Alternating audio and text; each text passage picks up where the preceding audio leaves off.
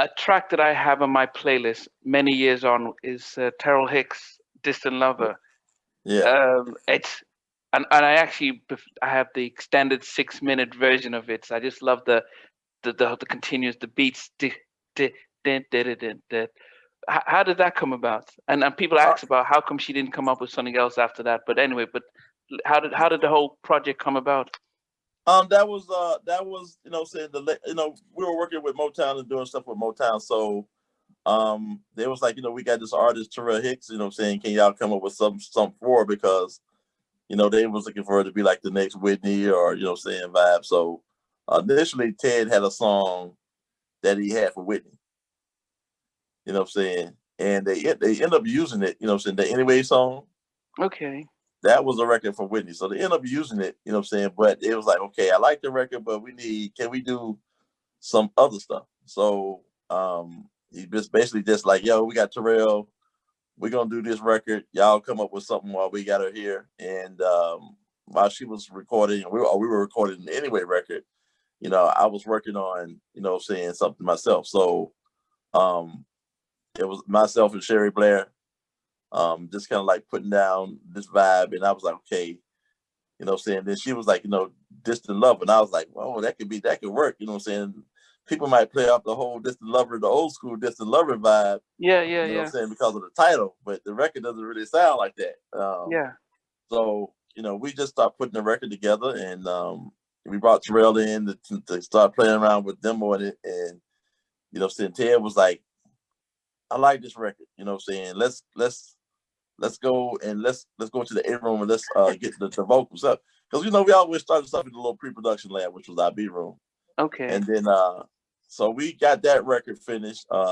Then you had Chad and Pharrell that came up with the How Can I Get Over You record. So it's like the camp kind of like, came together just to feel the order of, hey, then we have Terrell down here.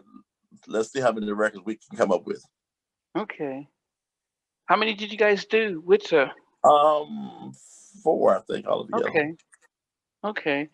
And so, but was Distant Lover was that it didn't it's strange enough it wasn't her biggest one, but it was how do you think it Like did? Silly was her biggest record, I think, was from them. And it's like that's but for me, I think like it's more or less for me. I think the visual thing kind of hurt the Distant Lover record.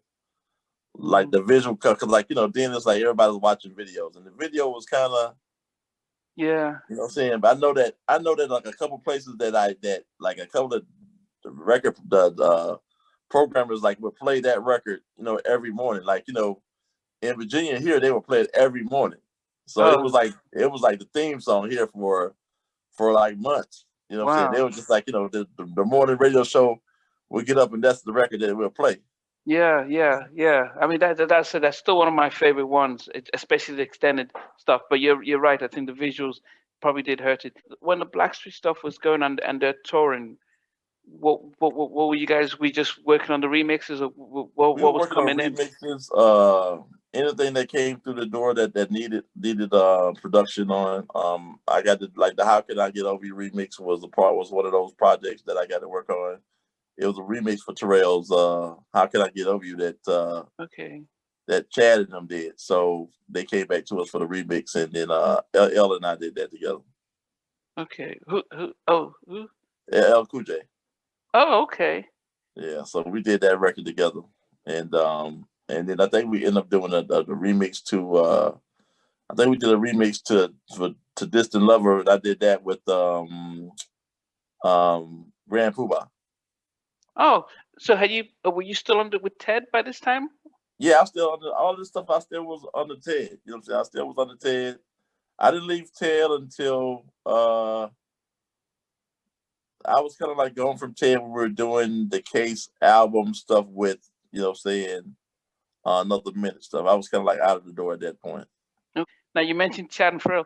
By this time, were they still with the camp with you guys, or what? What were they? Yeah, yeah, they still were doing stuff with the camp. They were actually working on their project. They was working on the Neptunes project, Okay. which which they ended up separating before they did that. And I think Ted used a couple of records on Guy. Uh, what's the one he used to comes on Mike what's Mike's last name? I can't think Mike's last name right now. He was in a group with them originally. You know what I'm saying? So, what's Mike's last name? I'm having a brain fart right now on Mike's last name, but he was in a group with Pharrell, Mike, Chad, and what's it called? That's in the group now. That's in the Nerds, NERD. Yeah. So it was literally four of them. Yeah. Okay. You know what I'm saying? So they were working on their project, and Mike was the lead singer of the group. Oh, not Pharrell. No, not Pharrell. Okay. So they were working on this, like it was more like an R&B meets the Diggable Planets. Okay. You know what I'm saying? Like that Look in the Water record. Look. Yeah. That was their record. That was their record. And then Mike leaves, or what happened? Yeah, Mike Etheridge. That's his name, Mike Etheridge. Mike, I mean, I think they had some kind of issue, and then like Chad and them decided, you know, they were separating with the group, and then then they kind of like just started doing production. You know what I'm saying? They just started more or less concentrating on the production. But were they still under you guys doing the production? At the time, yeah. And then, you know what I'm saying, then slowly but surely they kind of like faded off. And then before the SWV project actually finished the SWV project, that second project. The Human Nature one? Right, the one that Pharrell and them are on. The Use Your Heart. So they were kind of like, at that point, they were kind of like gone from the camp. Oh, they were on the Use Your Heart. Okay. But then were you guys surprised when they left? Not really. I mean, like, you know what I'm saying, the undertone was, you know, the thing is about producers that they don't a lot of times when producers work with somebody like a Teddy Riley or Babyface, it's like, you know, the money gets in the way to a certain degree because, you know, producers think because, you know, Teddy got 75 grand, I should get half of that, you know. But, you know, so I always understood that I wasn't Teddy Riley. So it's like, you know, I always looked at it like, okay, what would be my value as a producer if that was just my record? Like, what would I get paid? Okay. So I always looked at it from that aspect. And when I got to that point where I was a little bit more seasoned, you know what I'm saying, my money went from 2,500 to 10,000, 15,000, 25,000. So I mean, it was growing, but like they never got to do that because, you know, they were like, oh man, Teddy changed this on my record. And it's like, you know, I had to, you know, like sometimes we'll have conversations with them like, yo, dude, like he's a producer. We're just here helping him produce a record. So it was like, it's up to him to change whatever. They're going to put his name on it. It's like, you know what I'm saying? Your name will go down there too, but he's a producer that's contracted to produce the record. So he's going to make it sound like what he's supposed to sound like, Teddy Riley, not, you know, saying what the Neptunes or what Sprague is supposed to sound like or anyone else that's producing the record.